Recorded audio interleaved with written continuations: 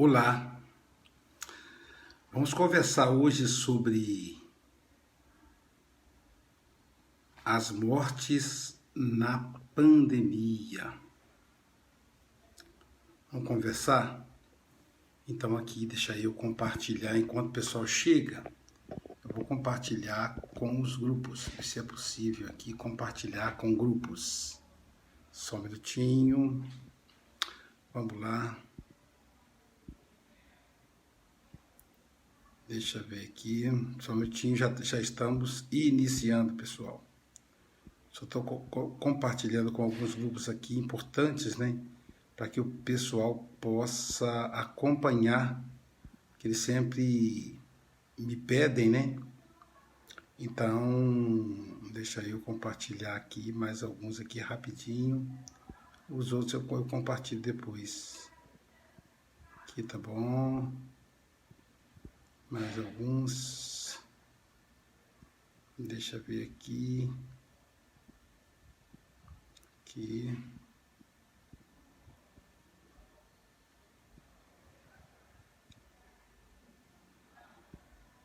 Só um minutinho, a gente já vai começar, tá bom, gente?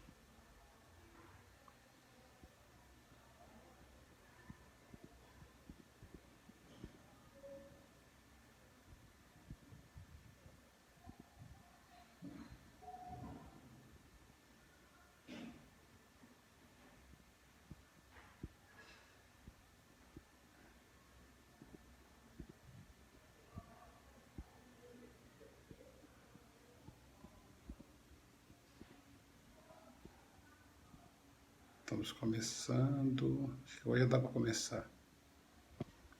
Dá para começar já? Vamos então começar. Aqui. Hoje vai ser um assunto, né? Um pouco pesado, né? Que é o assunto da Covid-19. Então, como a gente vai lidar com essas tantas mortes, né, gente? Mais de 300 mil mortes no Brasil. O Brasil é campeão no mundo, né? Em função das mortes da Covid.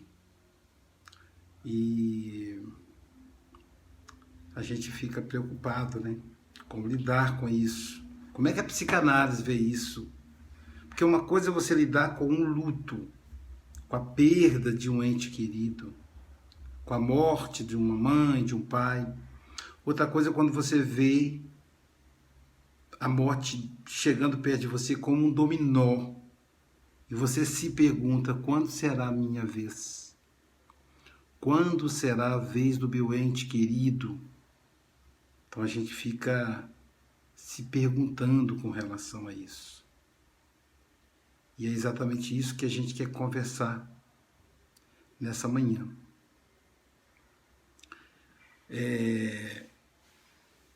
Freud vai dizer pra gente que o nosso inconsciente, ele está presente ali, as pulsões. E as pulsões que estão no nosso inconsciente são duas. As pulsões eróticas e as pulsões tanatônicas. As pulsões de Eros, que são pulsões de vida, e as pulsões de Thanatos, que são pulsões de morte. Então, essas pulsões, esses desejos, e a maneira como lidamos com esses desejos, estão dentro de nós, e inconsciente, a gente não percebe. Então, o consciente tem dificuldade em lidar com isso. Então, muitas vezes, isso vai atravessar os nossos comportamentos, nos trazendo tristeza, angústia. E como é que nós vamos lidar com isso na clínica, que agora está superlotada, muita gente procurando. E quem não está procurando é por falta de um esclarecimento, né? Em função de tantas mortes. Então, o processo taratônico está muito em evidência. E é preciso, então, diferenciar luto de melancolia. Nessas questões da pandemia, o Brasil é o campeão hoje, né, em mortes no mundo. Perdíamos para os Estados Unidos, mas com a mudança do governo dos Estados Unidos, que não ocorreu aqui, a redução foi brusca. Então, nós estamos em primeiro lugar e o segundo lugar, que não é os Estados Unidos, está em terceiro, parece, está bem longe da gente. Então, nós estamos realmente morrendo. Hoje, né, sobretudo, pessoas que não conseguem sequer se internar, morrem antes de chegar ao hospital, por não conseguir uma vaga na UTI, na CTI. Então, ou na UTI, é diferente o luto da melancolia.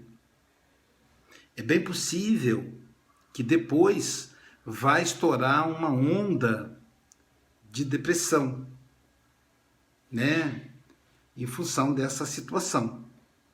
Mas o que ocorre hoje é que nós estamos vivendo uma situação diferente. É uma situação em que, né, o processo pandêmico é mais o luto.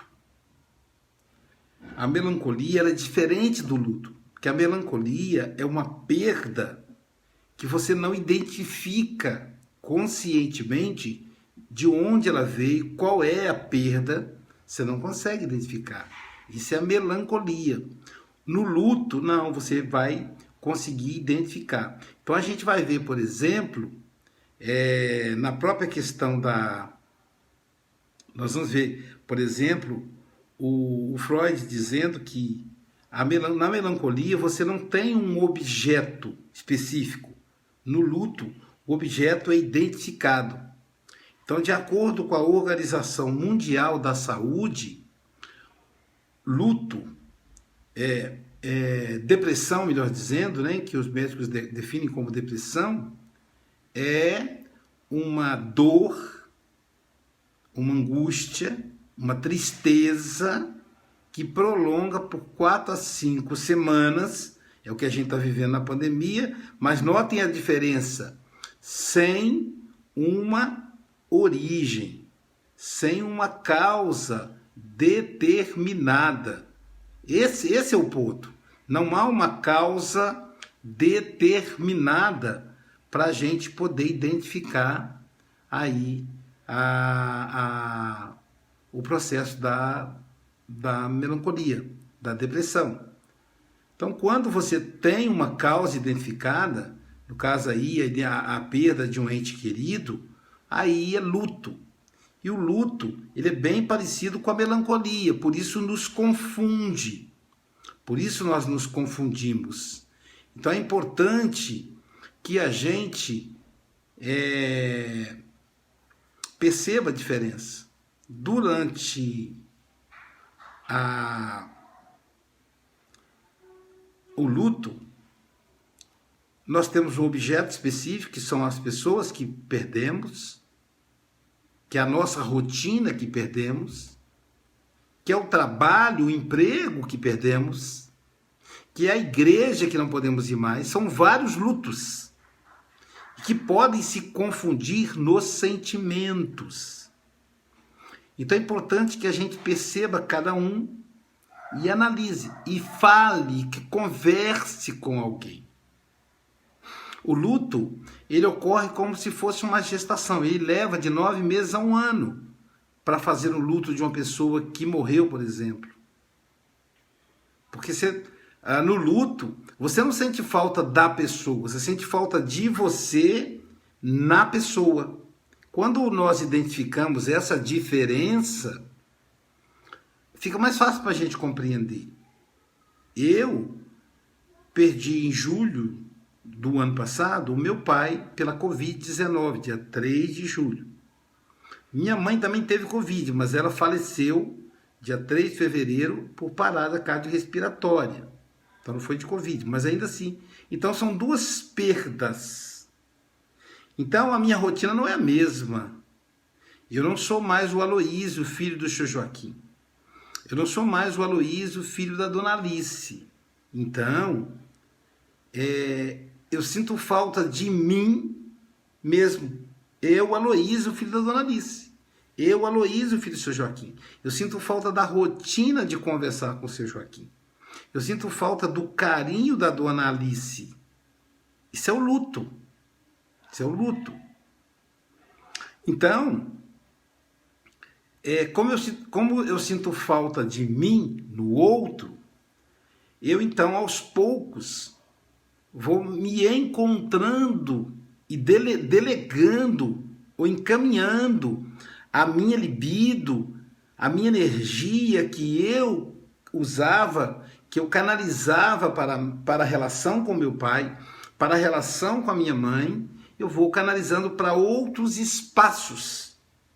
E isso eu vou fazendo o luto. Então, é aquela tristeza intensa que, digamos assim, de 0 a 100, quanto é? 100. Mas uma semana depois, de 0 a 100, quanto é? 99. 2 meses depois, de 0 a 100 dá quanto? 90. Então vai diminuindo. E eu vou sobrevivendo na luta.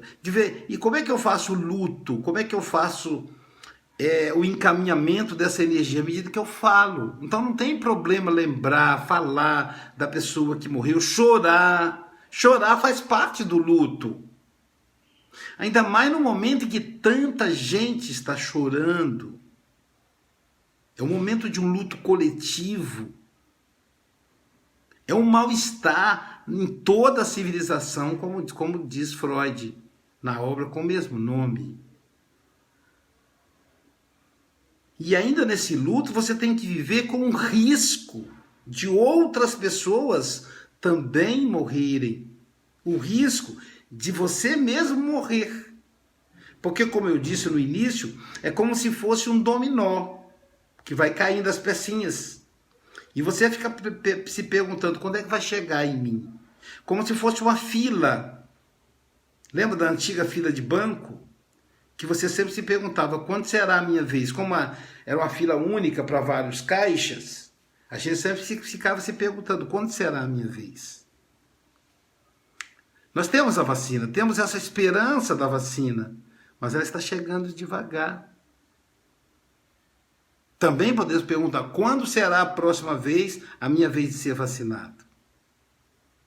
Então nós temos aí 2 tipos de pulsões. A pulsão de vida, a pulsão erótica, a pulsão de Eros, e a pulsão de morte, a pulsão tanatônica, a pulsão de Thanatos. E a gente vai lidando com esses sentimentos. A gente quer viver, mas ao mesmo tempo tem a necessidade de se preparar para morrer, ou para viver a morte de alguém. É um desafio. É importante acolher nesse momento as pessoas, para que a gente possa ajudar. Então a gente vai perceber, por exemplo, uma grande pesquisadora da morte, como a doutora Elizabeth Kubler-Ross, que ela vai falar das fases da morte, né? A negação, a resistência, a depressão, até chegar na 5ª fase, que é a aceitação. Mas na Covid, quem morre não consegue viver todas essas fases, que leva muito rápido. Meu pai morreu com 5 dias de hospital, de intubação. Mas nós que estamos vivos temos que viver esses momentos. E nossos consultórios estão fechados. Estamos atendendo online os psicanalistas do mundo todo. Nunca a psicanálise foi tão importante, tão necessária. Bom dia. Até a próxima.